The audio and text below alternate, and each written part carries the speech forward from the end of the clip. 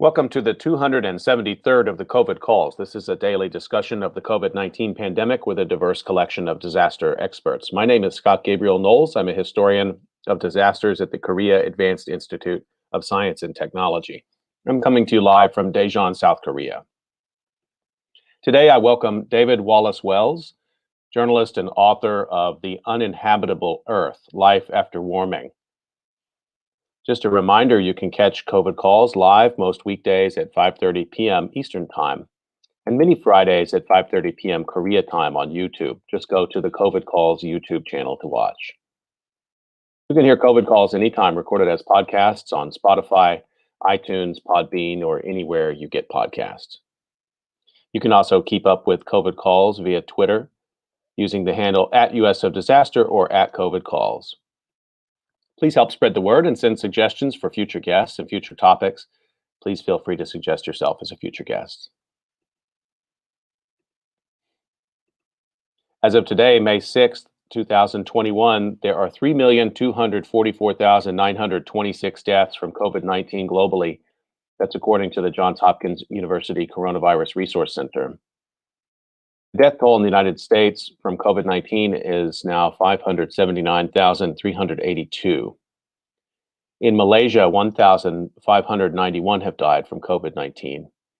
In Nepal, 3,475 have died from the virus. India is today reporting 230,168 deaths from COVID-19. That's up from 226,169 yesterday, staggering day-to-day totals from India.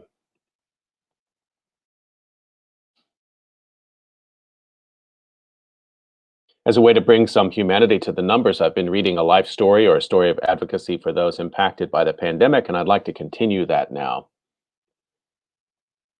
The headline is Helen Ituk, planned to be a pediatrician, dies at 20.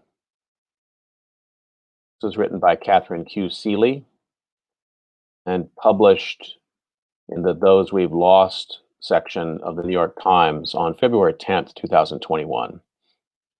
Helen Ituk dreamed of becoming a pediatrician. A senior in college, she loved children and planned to dedicate herself to giving them healthy lives. And because she was raised by a single mother, she was determined that once she became a doctor, she would take care of children even if their mothers couldn't afford to pay. But Miss Ituk never got that far. She died of complications of the coronavirus on January 12th at a hospital in Arlington, Texas, where her family lives, her mother, Ellen Clinton, said in a phone interview. Ms. Clinton said her daughter had also had lupus, a chronic disease of the immune system, and had been experiencing pain in her joints. She was 20. Ms. Ituk was studying at the University of North Texas in Denton and going to in-person classes. Her mother said that even though Ms. Ituk had worn a mask and had tried to maintain distance from other people, she developed a bad cough that turned out to be a symptom of COVID-19. She blamed herself, saying she made a mistake in going back to school, Ms. Clinton said. She said that sometimes students pull their masks down so they cover their mouths, but not their noses. Her daughter was hospitalized for almost 3 months before she died. Helen Otobong Ituk was born on February 22nd, 2000 in Dallas. Her mother works as a healthcare consultant. Her father, Bassi Ituk, an Army veteran, was not involved in raising her. In addition to her mother, Ms. Ituk is survived by 3 older brothers, Jeffrey, Jeremy, and Joseph Ayasere, and an older sister, Linda Ayasere. Ms. Ituk sang in the church choir, was part of the color guard at Lake Ridge High School in Mansfield, Texas, from which she graduated in 2018 and liked to watch the History and Discovery channels, but mostly she liked to read. She never asked for dolls, her mother said. She always asked for books. She was most fond of novels. She started devouring all of Harry Potter when she was 8 years old. The Twilight series was also a favorite. When I would go to Walmart, she would say, "Can I buy books?" Her mother said. That's when I knew she was smart. She paused before adding, "She would have done so much."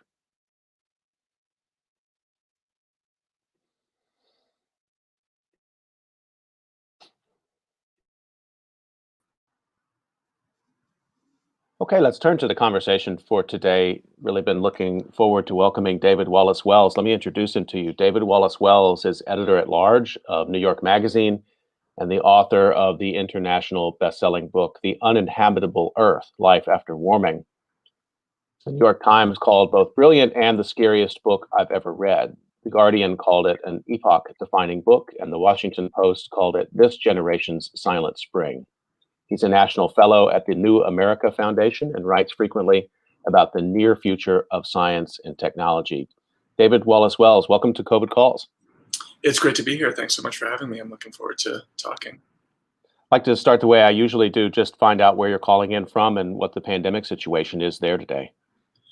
I'm in New York, where things seem relatively calm, but functionally, I think have felt pretty calm since last summer. Even through some of the bad times we saw through the fall and winter, the shadow of that early spring wave was cast such a long shadow that I think the city has basically returned to some state of semi-normalcy, and has been living that way for almost a year now. So everybody's happy that the weather's getting better and we can spend more time outside, and more people are starting to not wear masks outside than before. But in most ways, it feels not all that much different than a few months ago when many fewer people were vaccinated.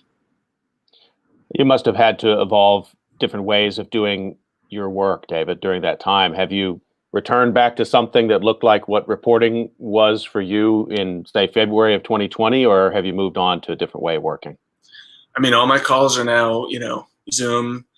On some level, it's been better because it means that I can do interviews with video, which makes them much more intimate and direct. Whereas in the past, I would do some in person, but the large majority was just phone calls, and I felt a little disconnected. So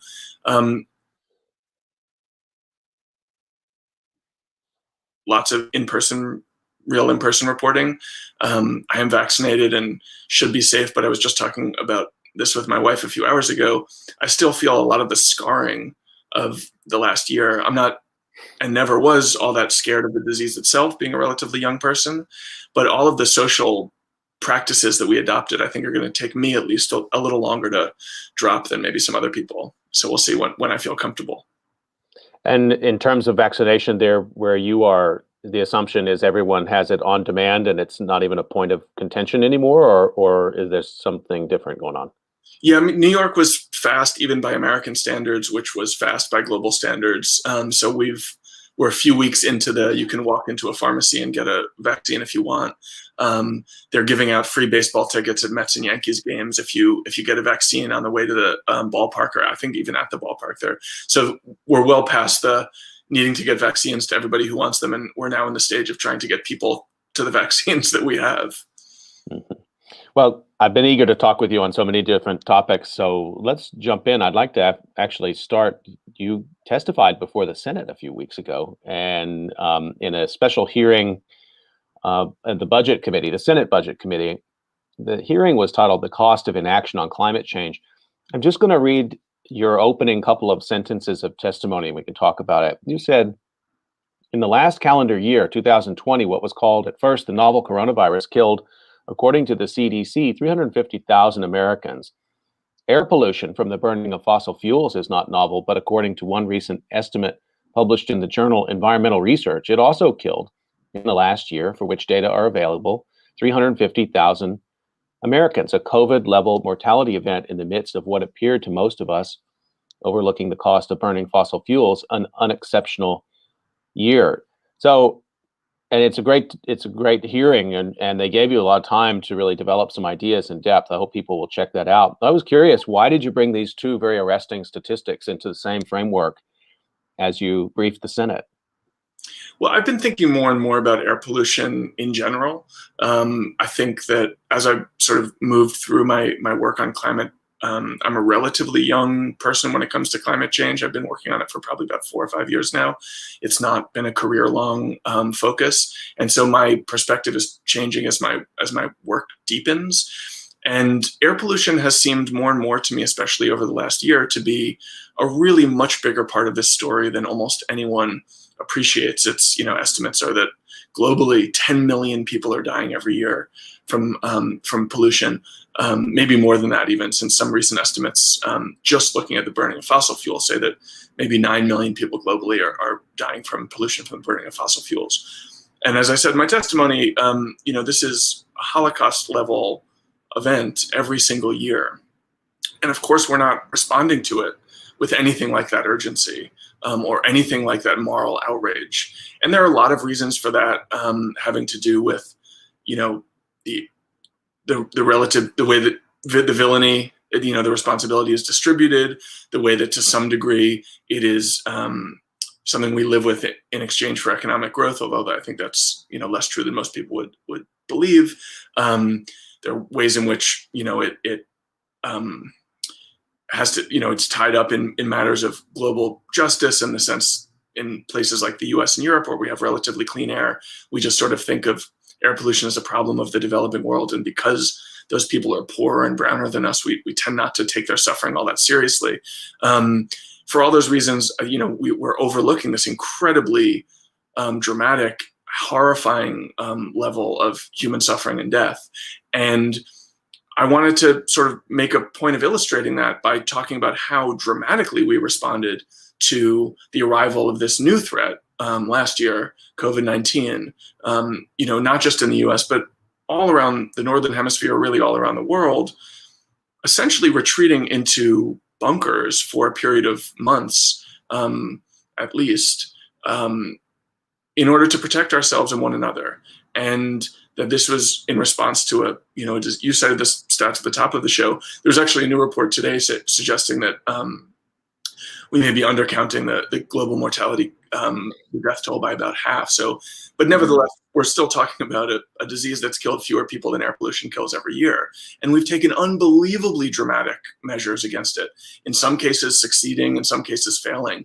But the disturbance, the tumult, the disarray that this disease has caused is so much larger than what we have done in response to climate change, to be sure, but especially in response to what we've done with regard to air pollution. And I wanted to emphasize pollution to the Senate, in particular in this context of a hearing on what they call the cost of inaction, because it illustrates, I think, very clearly the public health benefits of moving faster through decarbonization, and their estimates that the economic impact, the positive economic impact of cleaner air would pay for the entire cost of decarbonization on its own. You don't have to even consider the benefits that come from preventing sea level rise or additional forest fire or anything else you want to think about as a climate impact. All you need to do to justify a fast decarbonization program is to look at the public health benefits of cleaner air.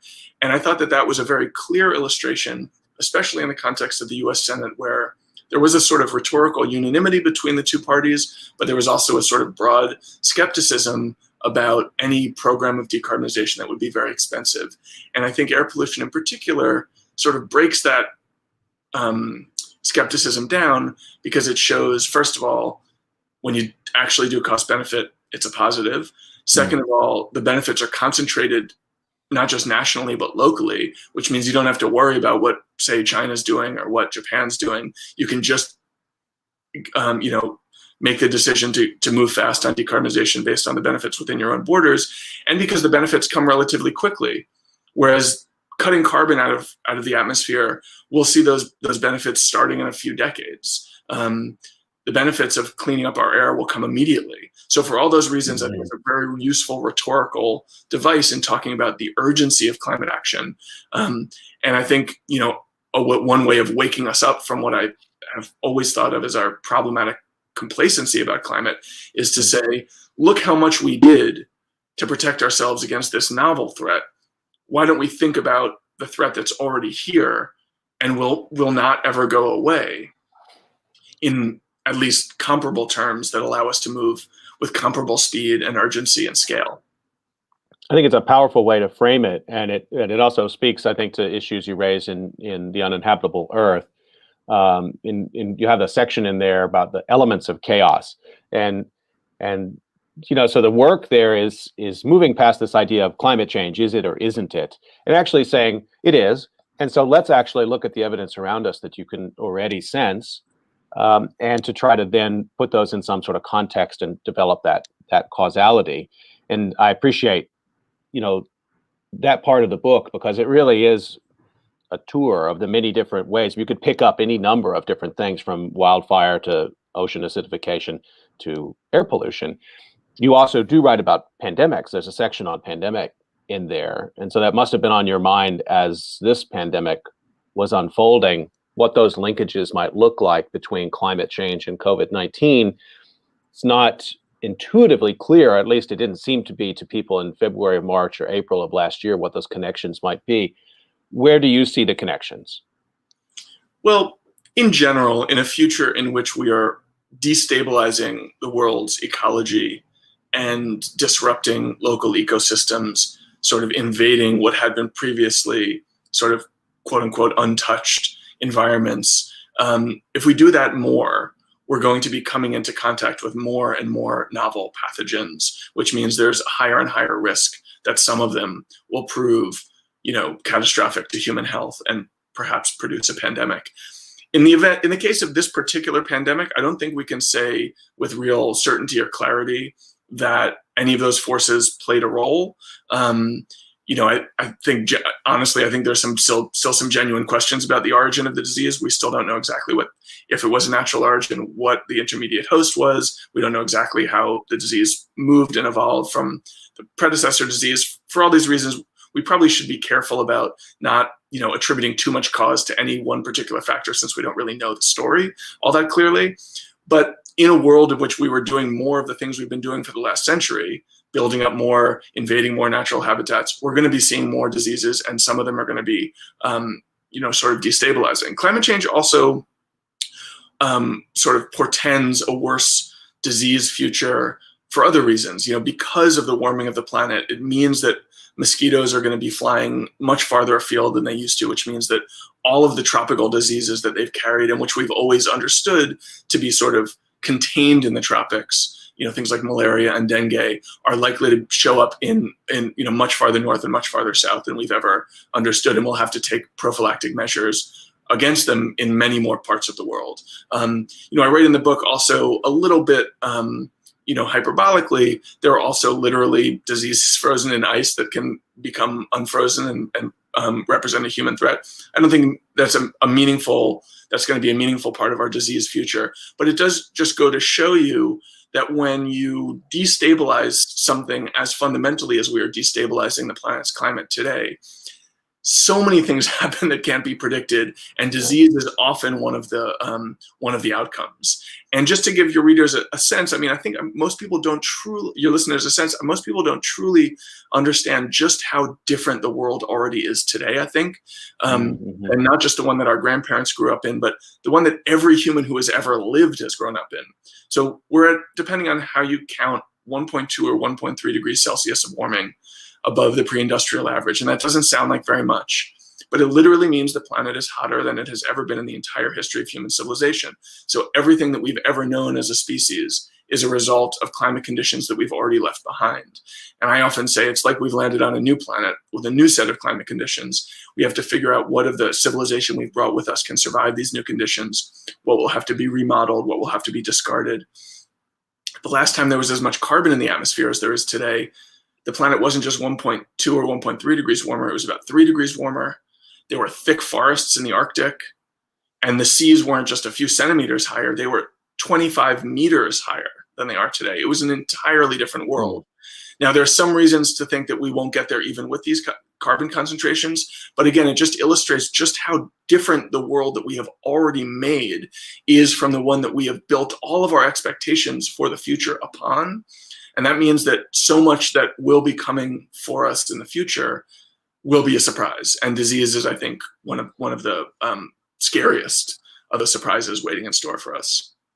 One of the concepts in the book that I find most useful is this idea of the climate cascade, which I think is what you were just referring to. And you actually have this sort of great line in here, terrifying, great line, that the experience of life in a climate transformed by human activity is not just a matter of stepping from one stable ecosystem into another, somewhat worse one. And so there seems to be this notion, I think this is applicable also to how we talk about the pandemic, this idea that we can either do some interventions and go back. Can we just get back, please? Or let's do some interventions, unleash science, technology, spending, and we'll get to a new normal. But the assumption built into both of those, and I hear both of those sort of discourses around, is we will reach stability again. And I think it's useful thinking about this cascade idea, because the idea that these systems will be stable, and maybe even metaphorically thinking about that in terms of the pandemic, I wonder what you think about this, that, you know, the overwhelming of a health system is not something that you just take lightly. When you overwhelm a health system in any individual country, or when you tax a health system globally, that has uncertain outcomes. We don't exactly know what that looks like. So that cascade idea, I think, is an important correction to what people have built. Maybe it's psychological or just inheritance, that we're used to ideas of going through tumult and then reaching stability again. I think from your work, it tells me we need to really rethink that idea. Yeah, I mean, absolutely, no matter what happens, the climate is going to be changing considerably more from what it is right now, which means any set of expectations we are forming even today, when things are very much out of whack by any historical standard, are themselves going to be bad. Those are going to be bad guides to a future of 1.5 degrees or 2 degrees, or, God help us, north of 2 degrees. But it's not even one consistent pattern. So, for instance, sea level rise, which is among the more dramatic impacts from climate change, that unfolds over centuries or even millennia. So if we're talking about seas, conceivably, if we trigger the total loss of all ice sheets, which scientists disagree about exactly when that might happen, but some people think it could happen as soon as just a little warmer than 2 degrees, that might take thousands of years to play out. Wildfires are already getting dramatically worse today. In fact, I wrote a story about California wildfires in 2019. I spent some time talking to Eric Garcetti, the mayor of LA. The year he was born, 60,000 acres burned in the state. The year he was elected mayor, I think he turned 50 last year. The year he was elected mayor, it was 600,000. So it was a tenfold increase over whatever that was, 42 years, tenfold. The year he was reelected mayor, 4 years later, it was 1.2 million. So it was a doubling in just 4 years. And then the year before, the year immediately prior to when I was reporting, it was 1.9 million. So it had been a 50% increase in a single year. Now last year, it was over 4 million. So we've got more than a doubling in a single year. This is the rate of change that's happening across California. Those changes are immediate. They are unbelievably dramatic. And then you think about something like air pollution, where probably air pollution, which may, as I was saying earlier, may even be the biggest component of the human cost of climate change going forward.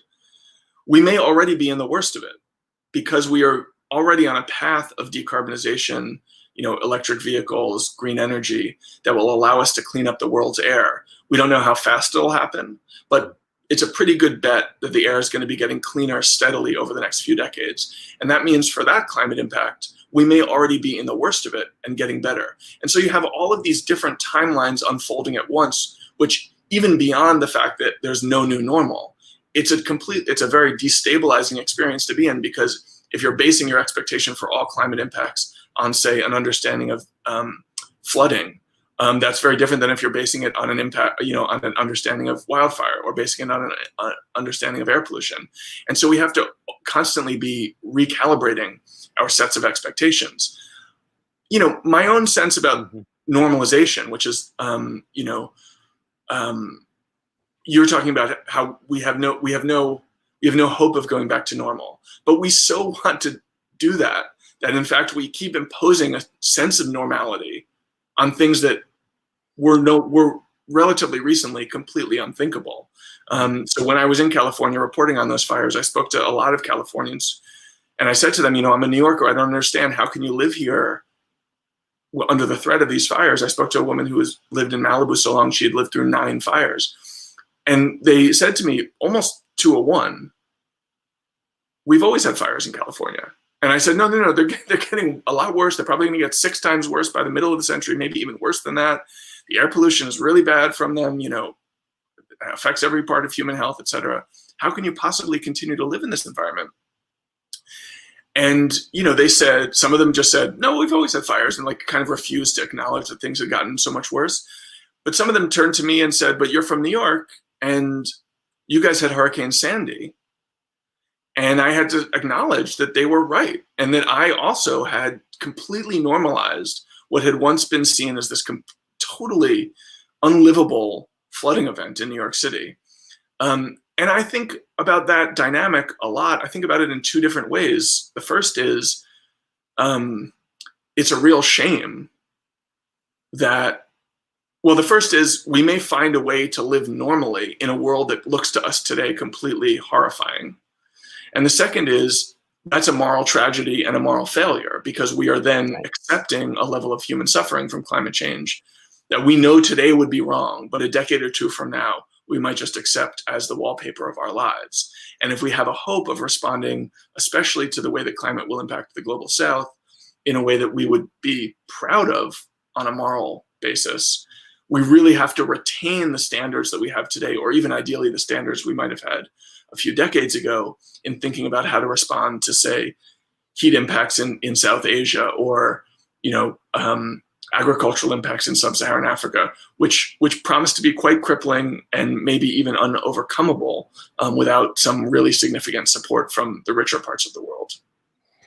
Thanks for sharing that sort of moment of insight from your reporting. And I think that's really interesting. And I think disaster researchers have probably had similar experiences, can really relate to what you're talking about. When you talk to people who are coping with the aftermath of disaster, I think one of those coping strategies is to normalize. Yeah, we know fire, or we know earthquake. I grew up in the Dallas-Fort Worth Metroplex. We know severe storms, we know hailstorms, whatever it may be. And of course, every region has these hazards that are part of the context of the history. But as you point out, and I think there's pretty good research to show, humans are not good at understanding exponential growth.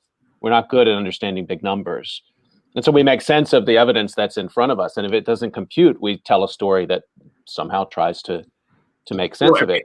And the pandemic is a horrifying illustration of that. I mean, in some ways, the greatest response that we mounted almost anywhere was when the numbers were quite small. In the U.S., it was major front page news when we hit 100,000 deaths. Nobody noted it in the same way when we hit 200,000, 300,000.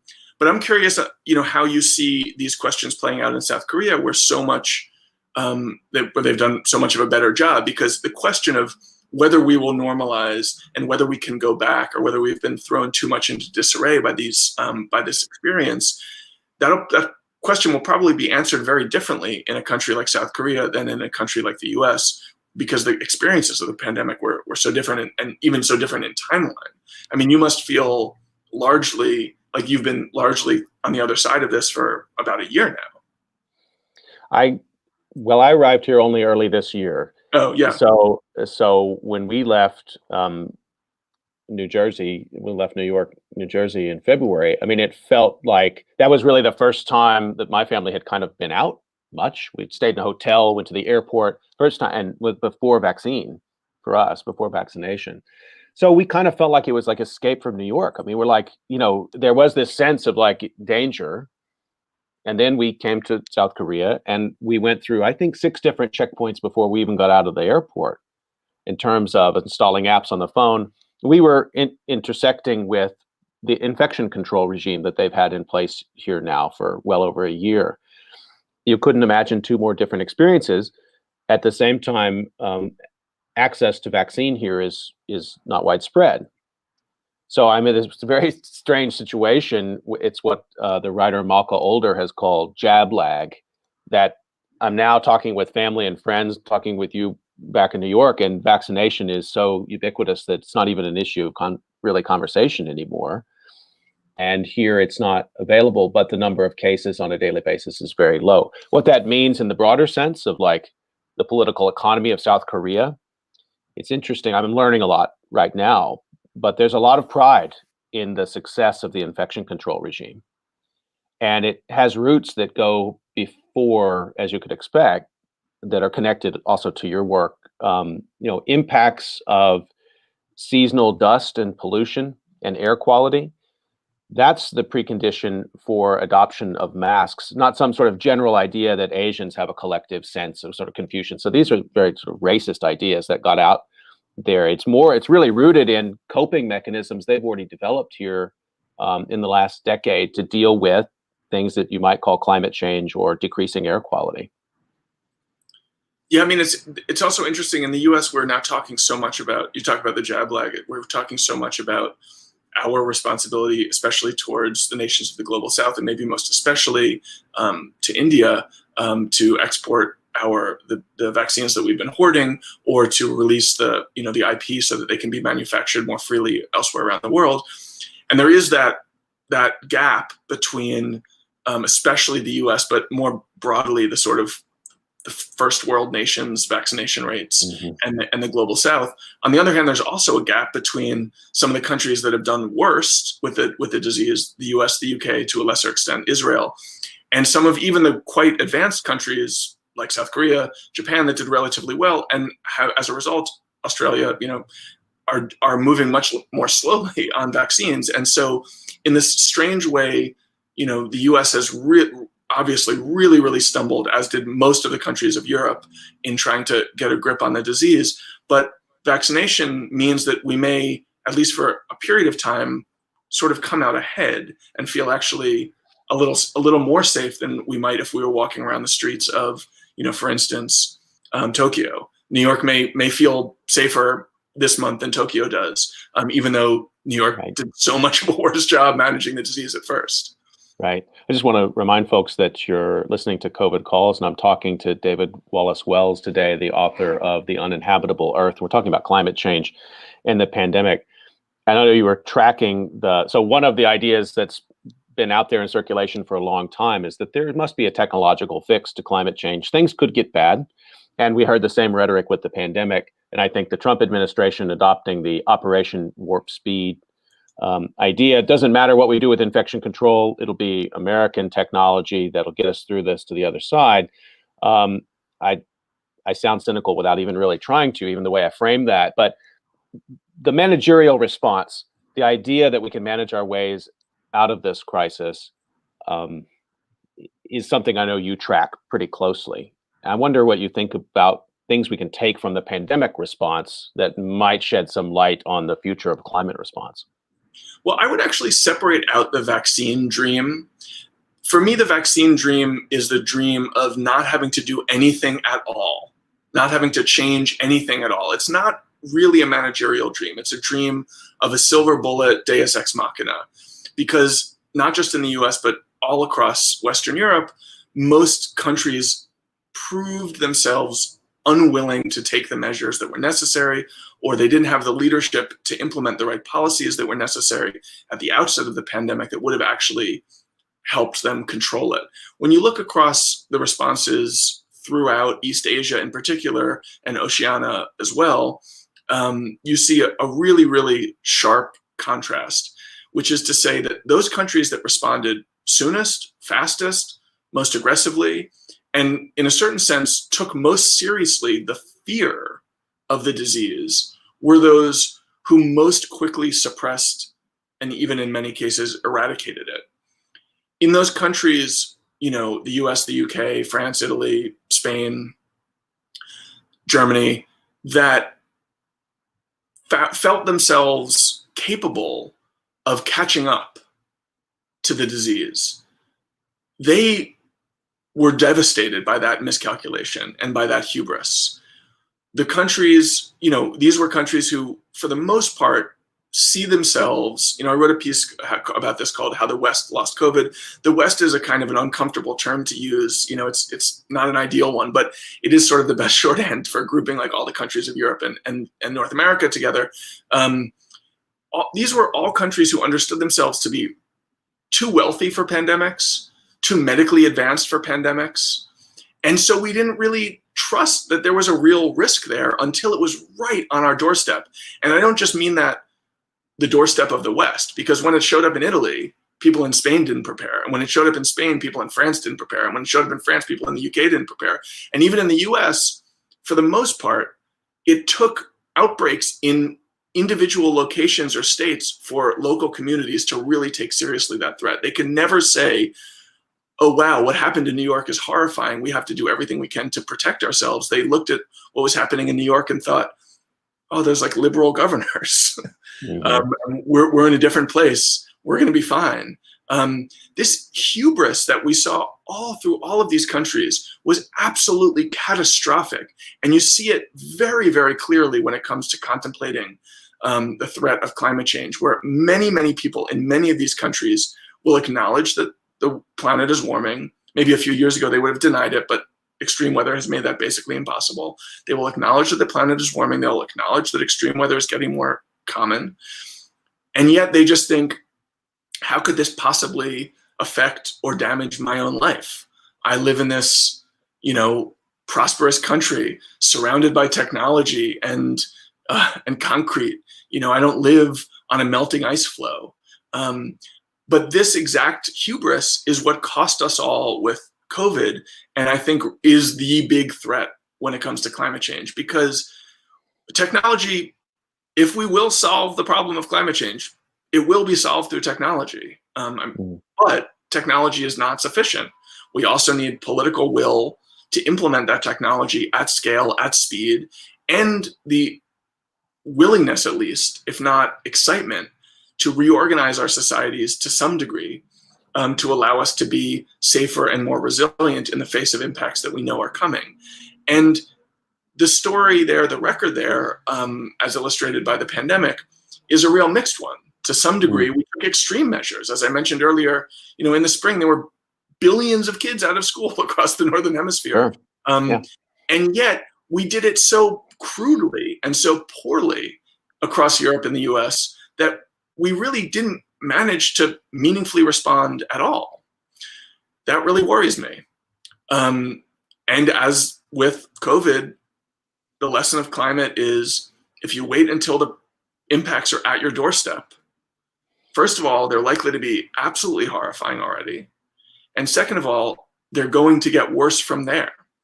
So I would like to look at the experience and the response of countries throughout East Asia and Oceania as a good model. And in fact, my understanding is that a lot of that public health response actually was sort of designed by American public health officials, although Americans didn't implement them, but then adapted and refined in the experience of SARS and MERS. I would like to take inspiration from that and say at least these countries responded quickly, before the cat got out of the bag, before the toothpaste got out of the tube, and were able to really control the situation as a whole. Unfortunately, climate change is a global problem. It's produced by global emissions, and you can't succeed if only a couple of countries get it right. You got to get everybody on board, and you have to have everybody moving in the same direction. And I worry about that requirement of global cooperation too, where the response to COVID is, it was patchwork, it was rivalrous. Especially we see that now with a vaccine rollout. And I think that's another sort of grim portent for the way that we'll likely be operating when it comes to responding to dramatic climate impacts. What you describe as a hubris, can we go a little bit further with that? I mean, do you root that again in this sort of American fascination, faith in technology as the Deus ex machina, or is it something about the nature of democracy in the United States, just the way democracy works in the US, that it just has this long deliberation aspect, and there's so many inputs, there's so many governors, there's so many mayors, there's so many different people who can slow down the project if they want to, that we look at it that I just wonder where you root that hubris, because I agree with you 100%. And the president can take extraordinary action in the midst of a crisis, but if he chooses not to in our system, or chooses to take opposite of good action, the whole thing can fall apart, which some people have said to me, well, that's what democracy looks like. My own read of this is that America is much less exceptional than Americans have tended to believe through this pandemic, that our experience, we had this catastrophic leader who, was callous and downplayed the threat of the disease and took basically no action outside of the, vaccine project to address it. You literally could not have imagined a worse leadership structure in the US. At the CDC, at the FDA, they made major mistakes early on. And you would think the pandemic outcome, therefore, was really exceptional. And you could then say, well, America really bungled this because we had Trump and because we really messed up the decision-making tree at these major, these major institutions. But when you look to the countries that we think of as our peers, we're much more like them than we are unlike them. And, there are differences. The per capita death rate in Germany is about half of what it is in the US. It's like, I think about 900 or 1,000, and we're at about 1,800 per million. And that's a meaningful gap. Obviously, it means many more Americans died than would have died if we had the same death rate as Germany. But when you compare it to the experience of, I think South Korea is like 5 per million. So we're talking about 900 for Germany, 1,800 or 1,000 for Germany, 1,800 for the US, 5 for South Korea, 50 for Japan, 0.5 per million for Taiwan. I mean, these are just minuscule numbers by comparison. And when you pull back and see that global picture, I think it's very clear that you've had really very different stories. And, there's sort of 3 big experiences. The experience of India recently is complicating this a little bit, but you have the experience of East Asia and Oceania, which basically suppressed the disease very successfully. You have the experience of most of the global south, where there has been spread of the disease, but mostly not much dying, in part because of good public health measures and in part because the age structure of the population is so different. And then across, Europe and the Americas, you've just had this absolutely crippling, devastating pandemic, much worse than anywhere else in the world. And I try to begin my own analysis from that sense of commonality rather than thinking of what happened in the US as exceptional. And what that teaches me, or what that suggests to me, is that political leadership may matter a lot less here than we think, in the sense that, well, let me take that back. Like, deciding to move quickly, immediately, and mobilizing all the state's resources quickly is the most important thing that you could possibly do. Speed is the most important thing, almost independent of what the policy is. Moving fast is a measure of leadership.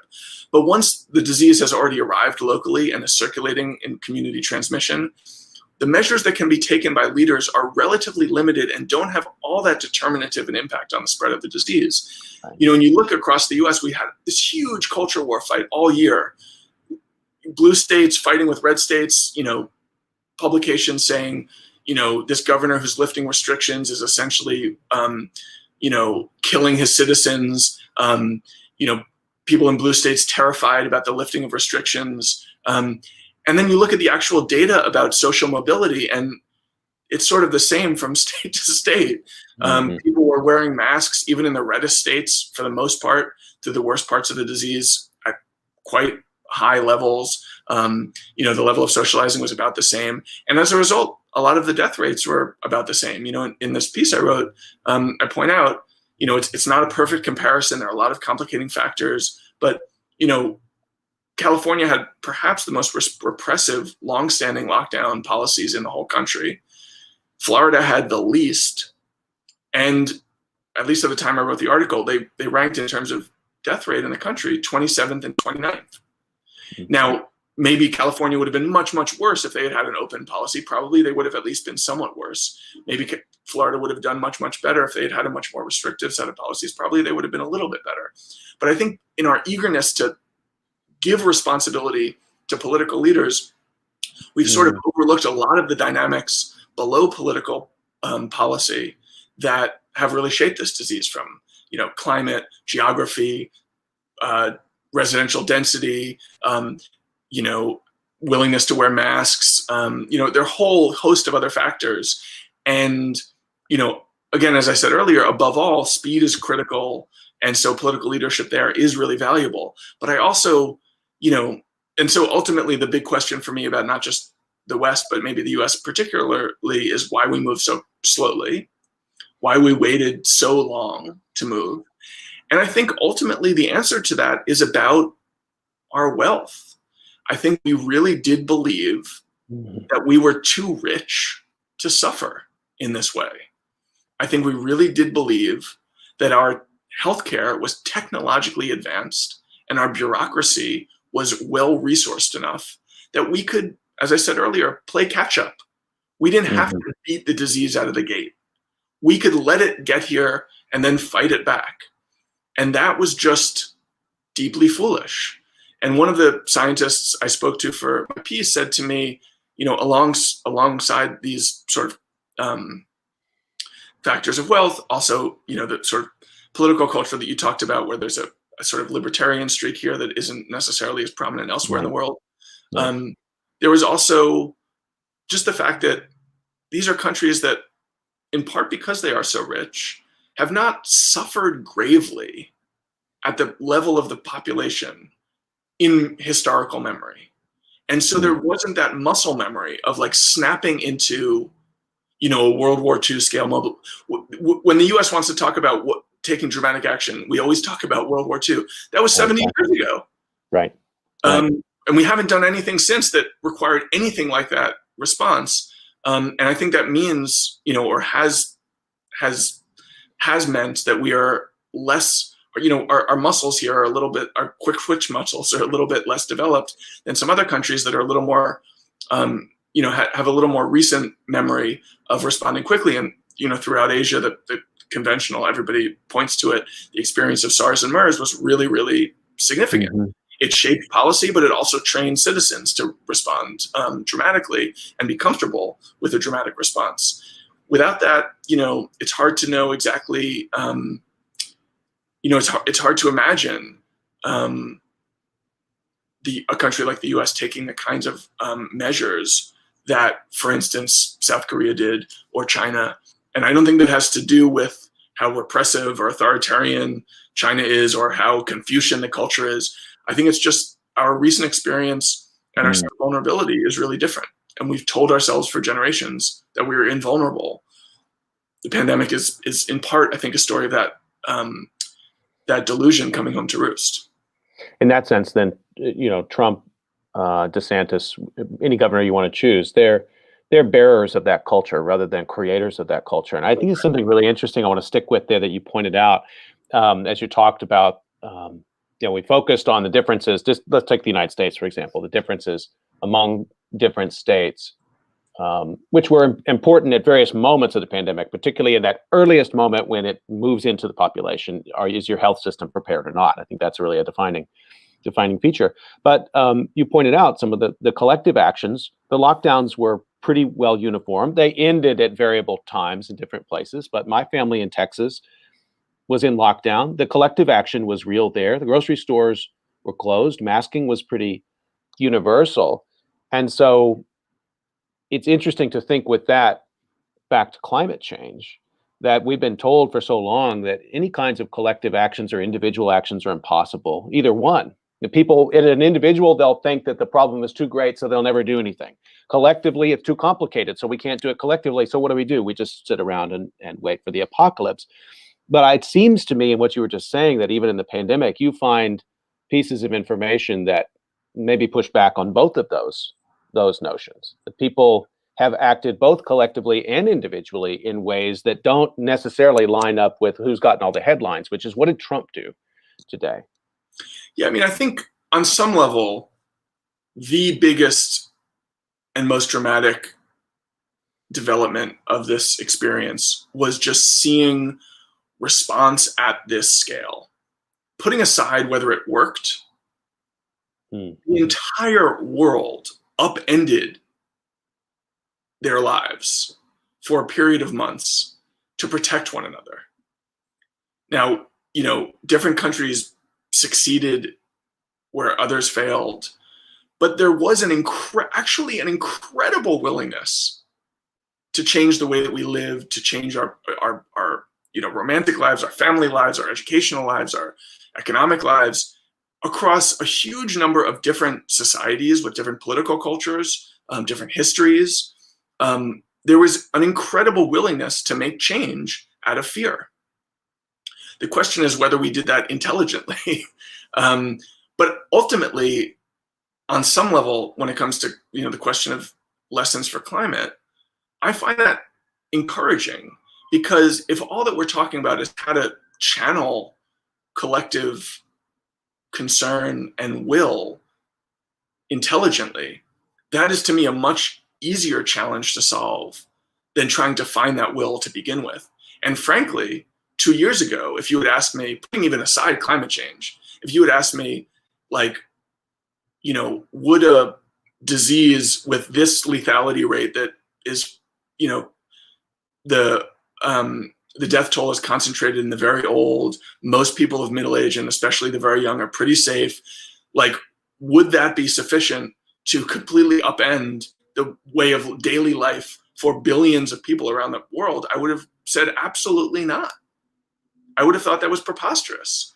And yet we've proven ourselves capable of some really amazing response. We did it dumbly in many parts of the world. We didn't respond quickly enough. Thankfully, the timeline on climate change is not as compressed or as dramatic. Missing out on 2 or 3 days is not going to make climate change twice or 3 times as bad as is the case with an exponentially growing disease. Right. But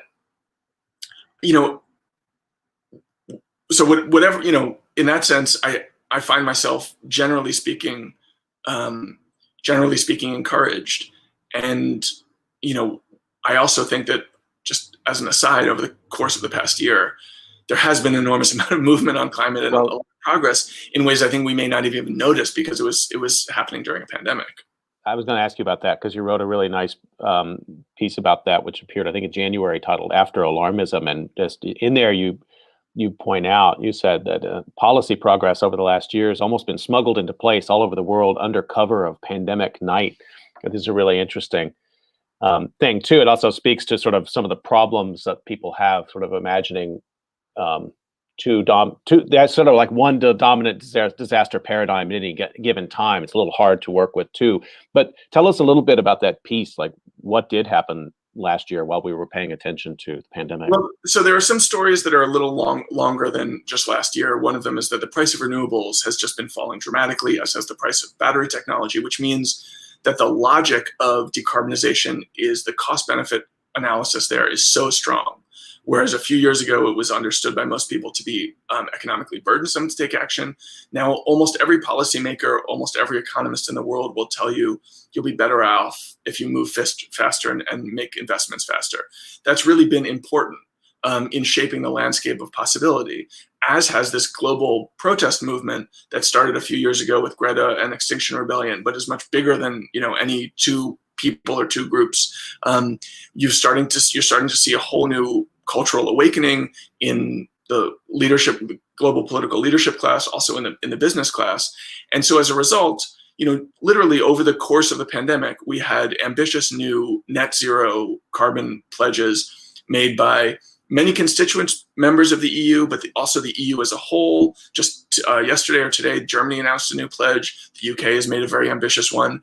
We've also seen really ambitious pledges from Japan, from South Korea, and most notably from China, which is now promising to get to sort of peak its carbon in the next decade or so, and then get all the way to zero by 2060. Now, these pledges are not nearly as ambitious as I would like, and they don't allow us to get close to the global goal of staying below 2 degrees.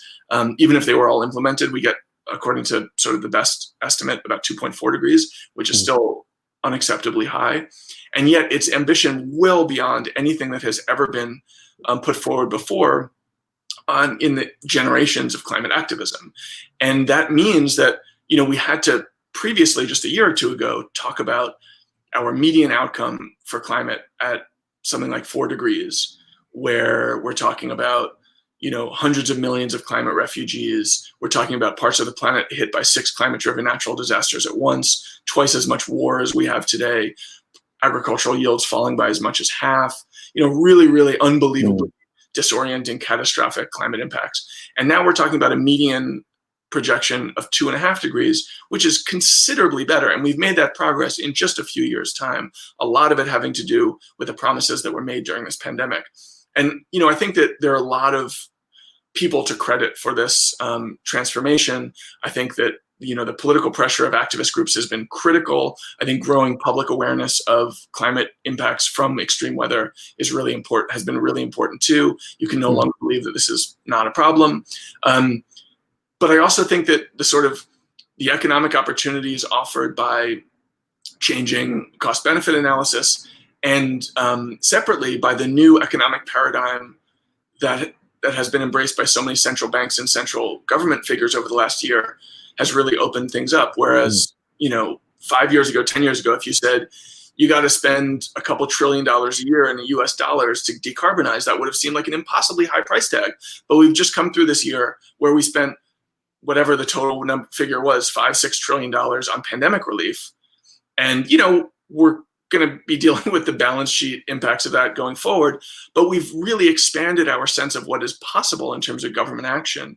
And I think now we're thinking, okay, so where do we to what use do we put those tools? If we're going to be spending so much more money than we have before, why not put it towards the biggest problem that we face as a planet, which is climate change? Why don't we make investments that will enrich us, but will also protect us from the thing that is most analogous to the terror that we felt this year? It's interesting to me, you talked earlier about the World War II, and it's where it sticks in American and I think in European memory as well. And if you just reel it back a little bit and think about the Great Depression in that period of time, the moves that the government made, that the Roosevelt administration made, of course, they didn't end the Great Depression, but there was a sort of a policy momentum and a buildup of expertise in various sectors in government that hadn't been there before, that carried through the war and carried after World War II. And what you're describing almost makes me reach back to that historical moment in the United States to see the sort of period of momentum in which people, to make it very simple, like the government can do things. But more importantly, the way Joe Biden, for example, talks about climate change, he talks about it in terms of economic growth. He doesn't talk about it, as you said, in terms of, we all have to take our medicine with this and we're all going to live more poorly. He doesn't talk about it that way at all. It's Xi Jinping, it's, all of the leaders of the EU. Every political leader who's plotting a medium-term plan for their country sees the medium-term benefits of moving faster rather than moving slower. And that's the most significant thing of this whole raft of new net zero commitments, is that they were not made in the context of an international conference. They were not made by countries peer pressure on one another or laying pressure on one another and the model of climate action. Where they were countries who made these choices individually, independently, in some cases in secret, because they were making cold-eyed calculations about what was in the best interest of their citizens. And they saw, even on relatively short timelines, even within their national borders, faster action was better. That's the most, on some level, the biggest conceptual breakthrough of all of this.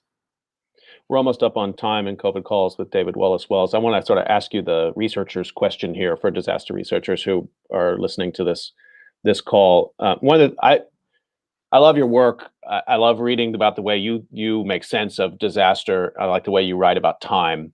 You read very widely. Obviously, you do a lot of interviews very broadly across different research areas. In social science, particularly, in humanities, what are you reading? What are you thinking about? What are some of the open questions that you see in the way that social scientists think about climate or pandemic or disaster more generally, that you're following or that you'd like to see more research in?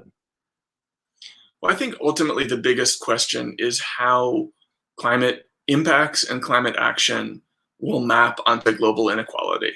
I think it is the case that in a city like New York, where I live, we can build a seawall to protect this whole city and all that expensive real estate. And we will do it because that real estate is so expensive, it makes sense to protect. But there are huge parts of the world and huge populations of people for whom that dollars and cents calculus isn't exactly the same, and governments who don't have the resources to make those investments, even if they did feel that they were worth making.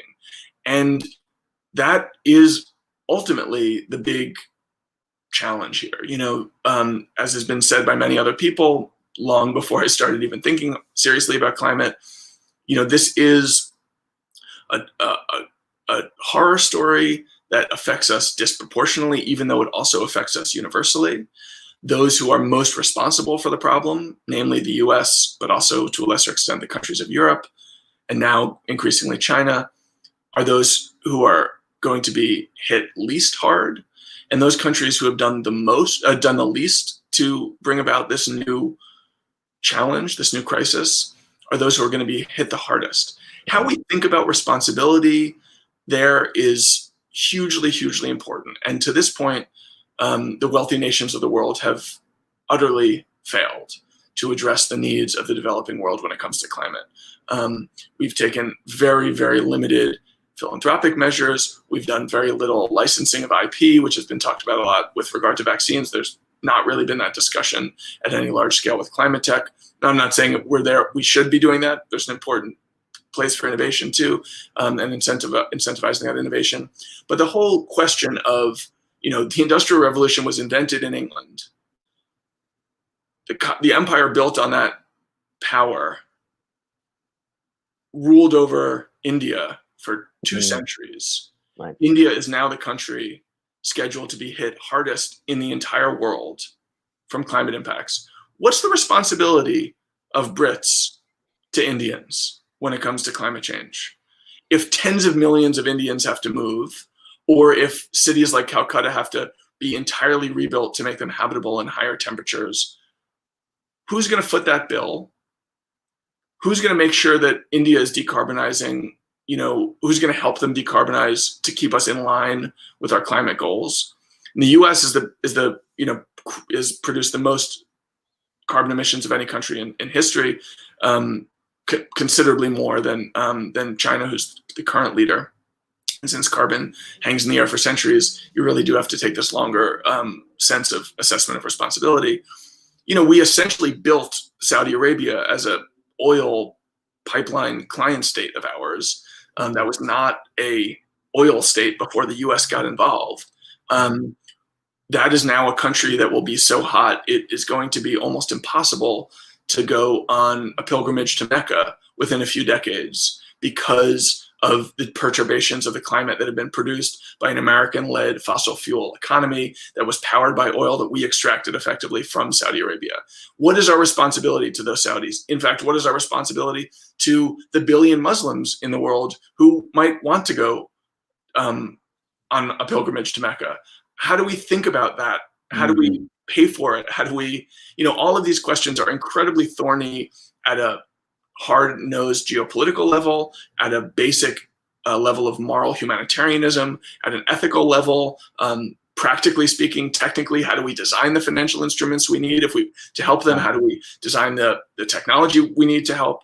How do we think about the role of borders in a world that has been destabilized by these climate impacts? I think all of these questions are hugely important. The stakes are enormous, and we have really not yet begun to sort of, develop a moral or legal or intellectual or political regime that will allow us to sort of adjudicate these disputes and accommodate the needs of those made most desperate by climate. And I think ultimately that's a sort of a critical next stage in making the world that will be warmer, that will be harder, making that world nevertheless still not just habitable, but also ideally just. You've been listening to COVID Calls, and you can catch COVID Calls most weekdays at 5:30 p.m. Please join me back on Monday at 5:30 p.m. Eastern Time for COVID Calls. And I just want to thank my guest, David Wallace Wells, the author of The Uninhabitable Earth, for this conversation about climate and the pandemic. David, thanks for all the work you're doing, and I wish you luck in the reporting you're doing right now. Thanks for being with us here today. Great to talk. Thanks for having me. Stay healthy, everyone. We will see you on Monday, 5:30 p.m.